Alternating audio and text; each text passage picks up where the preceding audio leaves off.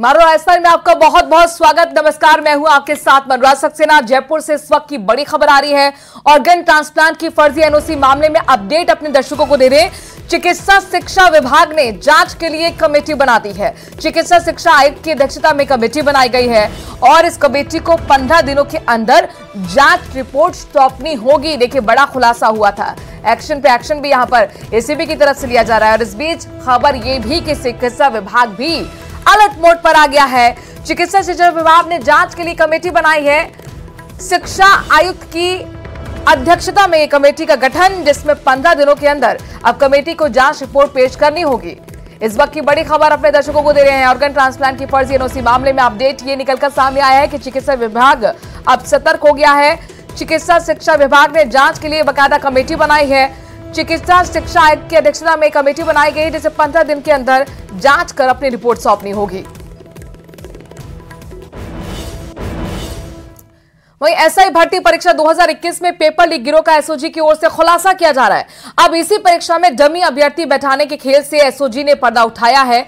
SOG team ने dummy अभ्यर्थी बैठाने वाले गिरोह का पर्दाफाश करते हुए 3rd grade teacher Roshan Lal को गिरफ्तार किया है। उसने एसआई भर्ती 2021 में 2 अभ्यर्थियों की जगह परीक्षा दी थी। इनमें से एक का चयन हो गया था, जबकि दूसरा शारीरिक दक्षता में सफल नहीं हो पाया। गिरफ्तार सरकारी शिक्षक के गिरोह में शामिल अन्य बदमाश फरार बताए जा रहे हैं। एसओजी की टीम उनकी तलाश कर रही है।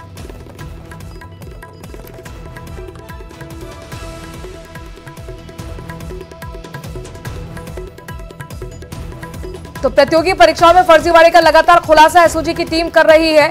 डमी कैंडिडेट बनकर जो एग्जाम पास करा रहे थे, उनमें से एक बड़ी गिरफ्तारी हुई है। रोशन लाल मीणा को अरेस्ट किया गया है। राजस्थान में प्रतियोगी परीक्षाओं में डमी कैंडिडेट बनकर कई अभ्यर्थियों को चयन कराने वाले शातिर प्रतियोगी को एसओजी ने गिरफ्तार किया है। हमारे साथ मौजूद हैं डीआईजी परी देशमुख। हम उनसे बात करेंगे। सर, रोशन मीणा को गिरफ्तार किया गया है, क्या प्रोफाइल है, कितने एग्जाम दे चुका था, सब इंस्पेक्टर के लिए भी एग्जाम देने की बात सामने आई है? देखिए, रोशन मीणा जो एक सरकारी अध्यापक है दौसा से, इसे गिरफ्तार कर लिया गया है एसओजी द्वारा। और अब तक की पूछताछ में बात आई कि लगभग ये पढ़ा लिखा है, होशियार है और इसने कई कैंडिडेट्स के बिहाफ पर डमी के रूप में अपेयर हुआ है। अब तक हमने ऐसे 5 कैंडिडेट्स आइडेंटिफाई किए हैं। उसमें से एक पटवारी है, 2 एलडीसी है, एक सब इंस्पेक्टर है और एक ऐसा भी व्यक्ति है जिसका सब इंस्पेक्टर में रिटर्न तो क्लियर हो गया, फिजिकल ही could not get through. Roshan ने कब तक कितने एग्जाम दिए, कितने रुपए का करीब इसको मिले होंगे, ट्रांजैक्शन कितने रुपए का इसका हुआ होगा अभी तक? देखिए, अभी तक जो सामने आया है कि ये अपियर तो खुद हुआ है 20 एग्जाम्स में। इसमें से कुछ एग्जाम्स इसने खुद ने दिए हैं, कुछ एग्जाम्स इसने दूसरों के बिहाफ पर दिए हैं। और ये जो रोशन है, इसमें एक बात और ये भी है कि जो एक सब इंस्पेक्टर है मनीष, उसके इंटरव्यू में भी he has appeared as a dummy. So not only in the written exam but interview में भी he has appeared as dummy. SOG की पड़ताल में ये भी सामने है कि रोशन ने सब इंस्पेक्टर मनीष मीणा और उसके अलावा उसके भाइयों के लिए भी एग्जाम दिया। कितने कैंडिडेट्स के लिए एग्जाम दिया मनीष और उसके परिवार के भाइयों के लिए? रोशन ने एक तो मनीष के लिए, उसके दोनों भाइयों के लिए, उसके मामा के लिए और मनीष के द्वारा बताए गए कुछ लोगों के लिए। मनीष कहाँ पदस्थापित है, सब इंस्पेक्टर है, कौन से बैच का है, इसके भाई कहाँ का लगे हुए हैं, अभी तक क्या जानकारी में सामने है? अभी तक जो जानकारी में है कि मनीष 2016 की जो रिवाइज एग्जाम हुई थी 2018 में, उसमें सिलेक्टेड है और वर्तमान में वो बीआई चौकी नाचना में इंटेलिजेंस में पदस्थापित। इसके भाई? इसका भाई जो है वो एलडीसी है, जो टोंक में लैंड सेटलमेंट में पदस्थापित है। एक दूसरा मामा है जो दौसा में पदस्थापित है और एक जो भाई है इसका, उसका सिलेक्शन नहीं हो पाया है क्योंकि उसका फिजिकल नहीं हो पाया और उसके द्वारा कुछ लगाए गए लोग हैं जो पटवारी और वीडियो बने। लगभग कितने ऐसे अभ्यर्थी सामने हैं जो कि रोशन मीणा के डमी कैंडिडेट के बनने से और उनका चयन हो चुका है? अब तक we are very sure about 5 और इसके आगे भी हो सकता है। रोशन का किस तरह का प्रोफाइल है सर?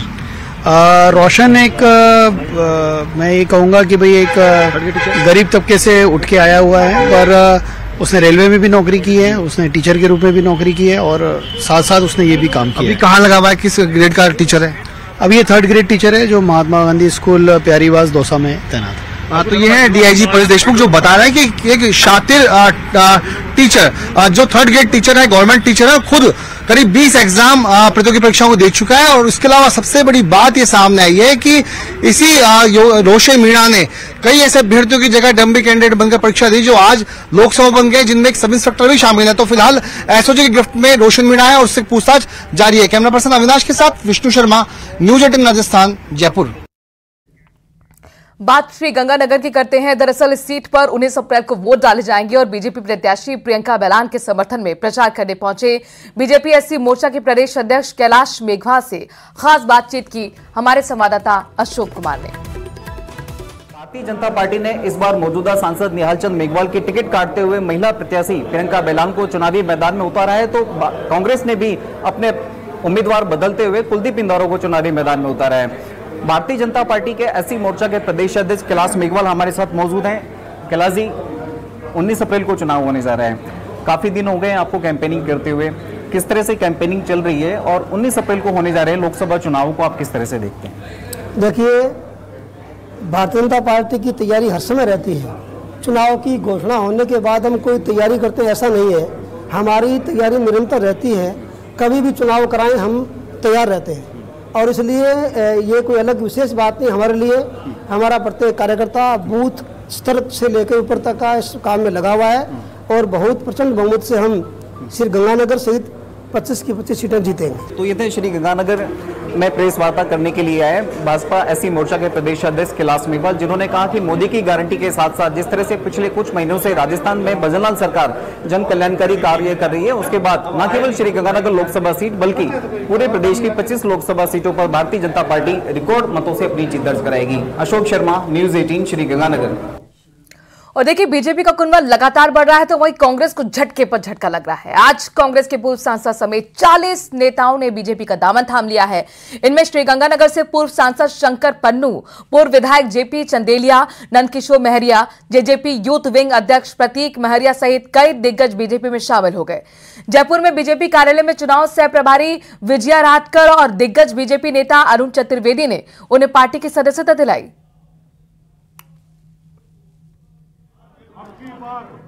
ये तस्वीरें आपको उस वक्त की हैं जब जाहिर तौर पर बीजेपी के एक बड़े संदेश पूरे प्रदेश में देने की कोशिश है।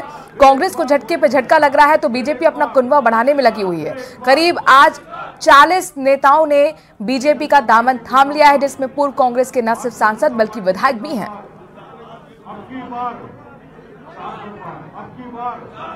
दूसरा दिशाहीन कांग्रेस, नीतिविहीन कांग्रेस, नेतृत्वहीन कांग्रेस, डूबती नाव, उस नाव में कोई सवारी नहीं करना चाहता।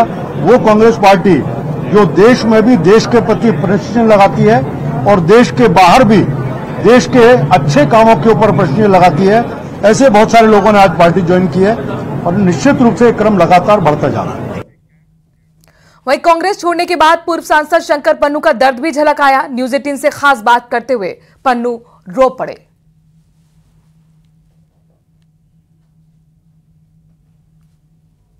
जिस तरह से कांग्रेस ने कार्यकर्ताओं को मारा है, कोई निष्ठावान कार्यकर्ताओं को छोटा तक नहीं उन्होंने, वहां चाटुखोर है, पैसे वाले बेईमान बदमाश किस्म के जो लोग होते थे उनको उन्होंने आगे चढ़ाया। ये पार्टी नहीं है, ये चंद लोगों का एक ग्रोह है। मेरे मुख्यमंत्री से बहुत पुराने रिश्ते हैं। 1977 में जब उन्होंने चुनाव लड़ा एमएलए का, वो हार गए थे, तब मैं साथ था उनके, और फिर पार्लियामेंट का चुनाव लड़े उन्होंने, मैं उनके साथ था। 30-30, 40-40 लोगों को अपने खर्चे से ले जाके उनकी मदद करता था, मगर वो भी पुत्र मोह में जो है फंस गया, उसको भी कार्यकर्ता नहीं दिखते। और ऐसे ही डोटासरा जी है, सिवाय अपने परिवार को आगे बढ़ाने के अलावा उसने कोई काम नहीं किया। मैं एक बात और कहूंगा, बुरी लगती है मुझे कहते हुए, कि वो फौज मार कप्तान है, अपनी फौज को ही मार करके और कप्तान बना रहना चाहता है। उसने आज तक यही किया है।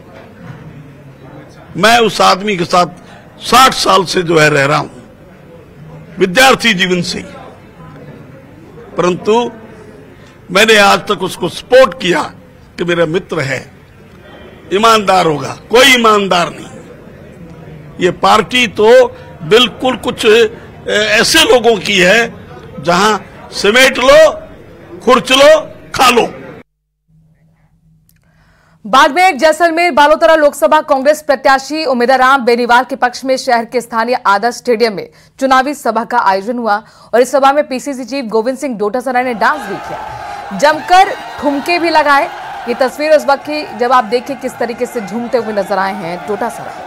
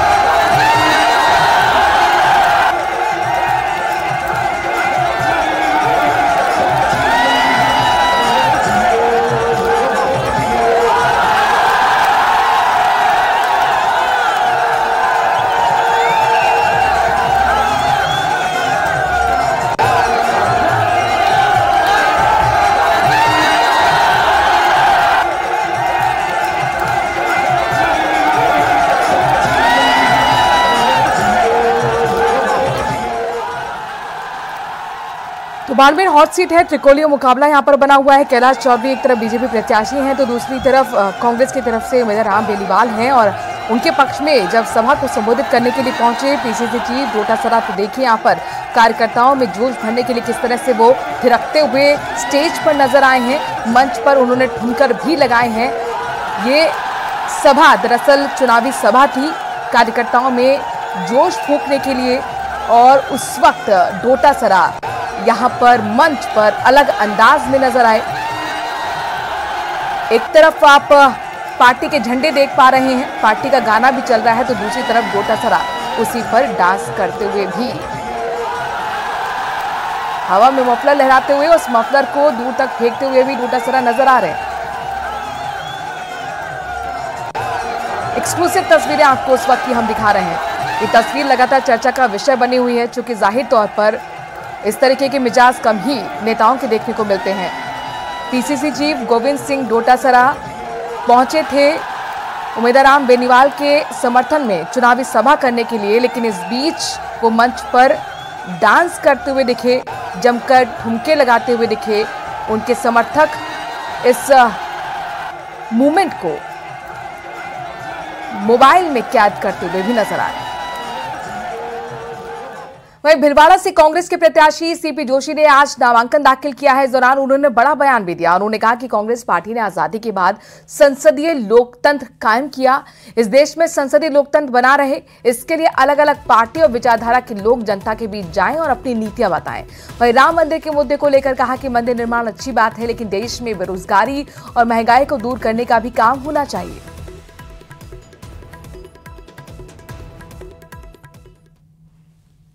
मेरी पार्टी के नेतृत्व ने फैसला किया कि आपको भीलवाड़ा से चुनाव लड़ना है, और मेरे कार्यकर्ताओं के सबके मन में ये थी कि आप यहाँ पर आइए, चुनाव लड़िए। कांग्रेस के पार्टी के कार्यकर्ता उम्मीदवार के रूप में हम सबकी इच्छा है कि आप भीलवाड़ा के चुनाव लड़ें, और इसीलिए मैंने यहाँ पर आकर निर्णय लिया कि जब मेरा पहले वाला वादा था कि जब मैं पीने की पानी की व्यवस्था कर दूंगा तब चुनाव लड़ूंगा, ये अवसर मिला और इस अवसर के कारण मैं उम्मीदवार के रूप में यहाँ पर चुनाव लड़ने के लिए। सबसे बड़ा मुद्दा है वो यहाँ पर बच्चों के रोजगार के अवसर पूरे करना, और जिस तरह की टेक्नोलॉजी बदल रही है, आज हम कल्पना नहीं करेगा आर्टिफिशियल इंटेलिजेंस आने के बाद इस हिंदुस्तान में नहीं दुनिया में जिस तरह का परिवर्तन होगा, उसमें और एम्प्लॉयमेंट की संभावना बढ़ेगी जब हम हमारे बच्चों को उसके लिए अपने तैयार करें। इस तरह की इंस्टीट्यूट यहाँ पर आनी चाहिए। मैं 98 में मंत्री बना, आप जानकर आश्चर्य करेंगे, IT हिंदुस्तान में आगे थी, लेकिन IT में तमिलनाडु और बेंगलोर में 80,000 बच्चा SC के अंतर्गत IT पढ़ाई कर रहा था 98 तक। राजस्थान में IT का ब्रांच ही नहीं थी, ये भी सौभाग्य मुझे मिला जब मैं 98 में मंत्री बना, तब IT की ब्रांच राजस्थान में प्रारंभ की। प्रत्याशी डॉक्टर सीपी जोशी ने अपना नामांकन दाखिल कर दिया। इस दौरान उनके साथ हिंडौली विधायक और पूर्व खेल मंत्री अशोक चांदा भी मौजूद रहे। अशोक चांदा ने विपक्ष के बयानबाजी के सवाल पर कहा कि यही संविधान था जिससे इस देश में इतने शिक्षण संस्थानों का निर्माण हुआ, इससे देश के प्रधानमंत्री नरेंद्र मोदी भी बने। ये संविधान था कि पूर्व में भी ज्योति मिर्धा पार्लियामेंट में रही, बयान सोच समझकर उन्हें देना चाहिए। लोकसभा चुनाव का बिगुल बज चुका है और आज भीलवाड़ा में डॉक्टर सीपी जोशी ने अपना नामांकन भरा है। हमारे साथ पूर्व खेल मंत्री अशोक चांदा है, यहाँ पर पहुंचे हैं, भीलवाड़ा पहुंचे हैं। इनसे बात करते हैं। अशोक जी, कहीं ना कहीं आपको एक रूपरेखा के रूप में देखा जाता है। आपकी टीम लगातार कोई भी इलेक्शन हो संकट मोचन की तरह आप काम करते हैं। इस चुनाव को कैसे देखते हैं? भीलवाड़ा में लगातार 2 बार से भाजपा के सांसद हैं। देखिए, मेरी खुद की विधानसभा क्षेत्र जो है पार्लियामेंट भीलवाड़ा का हिस्सा है, तो निश्चित रूप से जो 8 सेगमेंट हैं इस पार्लियामेंट के, उन 8 सेगमेंट में से हमारा सेगमेंट भी 8 के बराबर एक इम्पोर्टेंट रोल प्ले करता है। और निश्चित रूप से क्योंकि वहाँ से कांग्रेस 45,000 से विधानसभा चुनाव में जीती हुई है, बाकी 7 सेक्शंस में थोड़ा प्रदर्शन उतना बेहतर नहीं रहा है, तो काफ़ी ज़्यादा उम्मीदें हिंडोली नैनवा विधानसभा क्षेत्र से बन जाती है।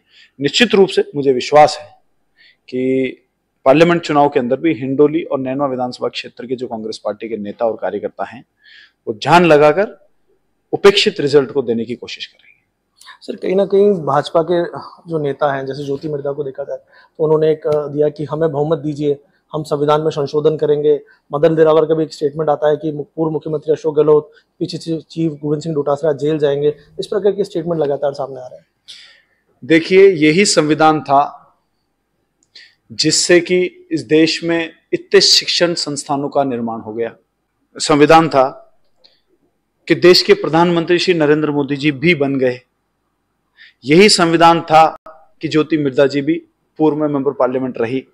तो मुझे लगता है कि संविधान को बदलने की जो मानसिकता है, उस मानसिकता में क्या क्या छुपा हो सकता है, इसका अंदाजा आप लोग लगाइए कि जब बदलना है तो इतनी चीजें बदल जाएंगी जिसकी कोई अंदाजा नहीं लगा सकता। सोच समझ के बोलना चाहिए, मुझे लगता है। मदन दिलावर जी का कहने का कितना महत्व है और वो किस किस प्रकार के स्टेटमेंट, जो व्यक्ति भगवान के मंदिर में जाकर ये प्रार्थना कर ले कि जनता जनार्दन के हाथ पैर टूट जाएं केवल क्योंकि प्लास्टिक इस्तेमाल करते हैं, और इस प्रकार की अनर्गल बातें करने का उनका निरंतर एक रिकॉर्ड रहा है, तो उनकी बातों को उतना ज्यादा मुझे लगता नहीं है कि कोई सीरियसली लेता है। ये थे हमारे साथ अशोक चांदा। भीलवाड़ा लोकसभा में एकमात्र सीट है जो भी कांग्रेस के कब्जे में है। लगातार अपने हिंडोली विधानसभा सीट से अपनी जीत का मार्जिन बढ़ाते हुए आए हैं। वीडियो जर्नलिस्ट अंकुर सनाटी के साथ राहुल कौशिक, न्यूज़ 18 भीलवाड़ा। और इस बीच देखिए, बाड़मेर से बड़ी खबर है। डोटासरा का बीजेपी पर जोरदार हमला देखने को मिला है। दिलावर के बयान पर पलटवार करते हुए उन्होंने कहा कि संविधान बदलने के लिए 400 पार का नारा बीजेपी की तरफ से आया है। वो बयान भी आपको सुनवाएंगे जिसमें डोटासरा बीजेपी पर हमला करते हुए नजर आए हैं।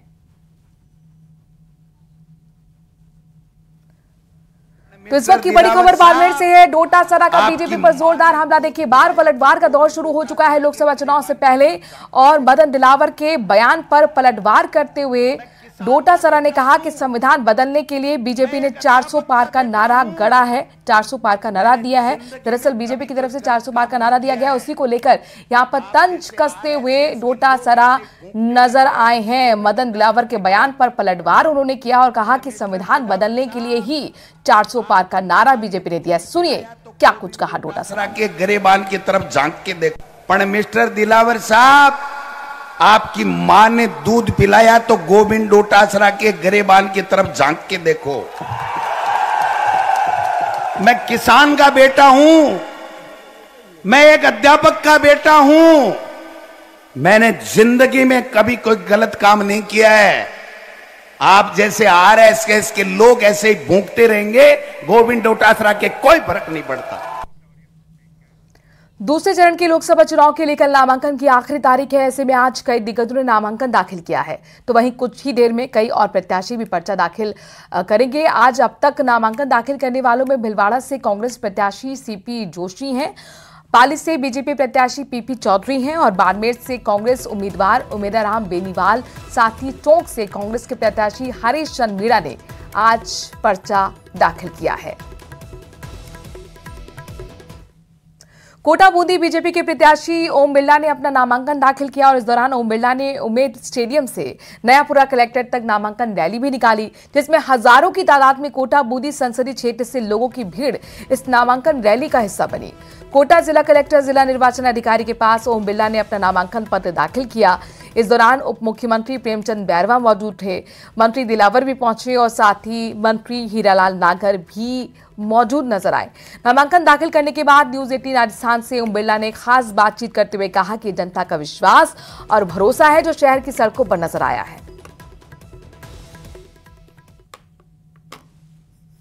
बीजेपी प्रत्याशी ओम बिरला अपना नामांकन दाखिल किया और नामांकन रैली में जो जोश और जुनून उत्साह देखने को मिला वो अपने आप में रिकॉर्ड तोड़ था। बहुत हद तक तमाम रिकॉर्ड को तोड़ देने वाली जो भीड़ है वो कोटा की सड़कों पर आज मोटे तौर पर देखने को मिली। साहब, जो भीड़ देखने को मिली वो ऐतिहासिक थी। नामांकन भरा, दम से भरा, कोटा बूंदी पूरा उमड़ आया। इस संसदीय क्षेत्र की जनता का आशीर्वाद मुझे हमेशा मिला। आज इनके आशीर्वाद से नामांकन भरा है। मैं एक बेटे भाई के रूप में हमेशा इस जनता के साथ हूं। जो जनता का प्यार से ने लगातार मुझे 4 बार एक छोटे से कार्यकर्ता को यहाँ तक पहुँचाया। कोटा की जनता का प्यार आशीर्वाद है और ये कोटा की जनता के प्यार के विश्वास भरोसे को कायम रखूंगा और जिन मुद्दों को और लेके चलेंगे उनको तीसरे कार्यकाल में पूरा करेंगे। आपके शब्दों में जोश और जुनून की आवाज क्या कहती है? जिंदाबाद, जिंदाबाद। कार्यकर्ताओं में, जनता में जोश है, उमंग है, उत्साह है तीसरे कार्यकाल को देने के लिए। तो ये जोश है, ये जुनून है, ये उत्साह है जो जनता में नजर आ रहा है। और ओम बिरला ने नामांकन दाखिल करने के बाद में न्यूज 18 राजस्थान से एक्सक्लूसिव बातचीत करते हुए कहा कि जनता का विश्वास है जो फिलहाल देखने को मिल रहा है। हिमांशु मित्तल, न्यूज 18 कोटा। लोकसभा चुनाव से जुड़ी इस वक्त की बड़ी खबर अपने दर्शकों को बता दें कि नामांकन करने के लिए पहुंचे हैं बीएपी प्रत्याशी राजकुमार रोत। ऊंट पर सवार होकर बकायदा नामांकन करने के लिए कलेक्ट्रेट पहुंचे। बांसवाड़ा डूंगरपुर से बीएपी के प्रत्याशी हैं राजकुमार रोत।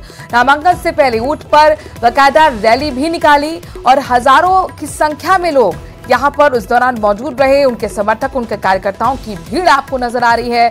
ये तस्वीरें बांसवाड़ा डूंगरपुर से हैं बीएपी के प्रत्याशी रोत की नामांकन रैली की तस्वीरें।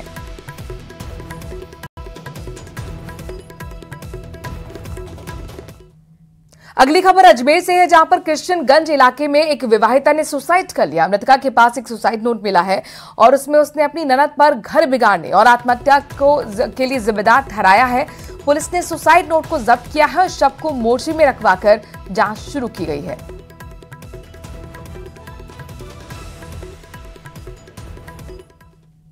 पंचशील में अभी 2 महीने 1.5 महीने पहले ही ये घर बनवाया है, मुहूर्त कराया है, पर मुहूर्त भी घर वाले कोई नहीं आए। जब से हमारी लड़की शादी करके आई है दुश्मनी पाल के रखी। जब इनको बहू चाहिए ही नहीं थी तो लेके क्यों आए? आज 1.5 साल 2 साल भी पूरे नहीं हुए और हमारी बेटी की ये हालत करिए। आज लटक के क्यों कराए? जो इसको पत्नी का अधिकार ही नहीं तुमको देना था तो शादी क्यों करवाई? जब तुमको सारी बातें अपनी माँ से शेयर करनी है, बहनों से शेयर करनी है, फिर आखिर क्यों ऐसी जिंदगियां बर्बाद करते हो तुम लड़कियों की? हमारी लड़की जो अफ्रीका जाने के लिए बिल्कुल खिलाफ थी, फिर भी हमने उसको समझाया। एक बार होके आई, 1 साल के ट्रिप के चक्कर में 2 साल रह के आई। फिर दूसरी बार भी इसने जिद लगाई कि नहीं अब भी अफ्रीका लेके ही जाऊंगा तेरे को, क्योंकि उधर उसको मारता पीटता कूटता था, धमकियां देता था, पूरा 99% इसको मार देता था। ये लड़की बहादुर थी जो 1% पे भी ये बच के और हमारे से बात करती थी कि मासी मेरे से ये हालत करता था। उसके भी सबूत है, वीडियो है हमारे पास। जयपुर में अग्नि तांडव देखने को मिला है, जहां पर प्लास्टिक की डमी बनाने वाली फैक्ट्री में भीषण आग लग गई। 1 दर्जन दमकल की गाड़ियां आग बुझाने में जुटी रहीं। 2 पुलिस थानों का जाब्ता भी मौके पर बुलाया गया। आग की तेज लपटों से इलाके में अफरा तफरी का माहौल बना रहा। हरमाड़ा इलाके में लोहा मंडी रोड की घटना है। एक्सक्लूसिव तस्वीरें आपके सामने हैं, जहां पर देखिए जयपुर में आग का तांडव देखने को मिला है और प्लास्टिक की डमी बनाने वाली फैक्ट्री जिसमें भीषण आग लगी। 1 दर्जन से ज्यादा दमकल की गाड़ियां यहां पर आग बुझाने में जुटी हुई हैं। साथ ही 2 पुलिस थानों के जाब्ता भी मौके पर बुलाया गया है। तेज लपटों से अफरा तफरी का माहौल वहां पर बना हुआ है। काला धुआं आसमान में आपको नजर आ रहा होगा। ये अफरा तफरी उस इलाके में लगातार अभी भी बनी हुई है, लिहाजा 2 थाने की पुलिस फोर्स तैनात की गई है।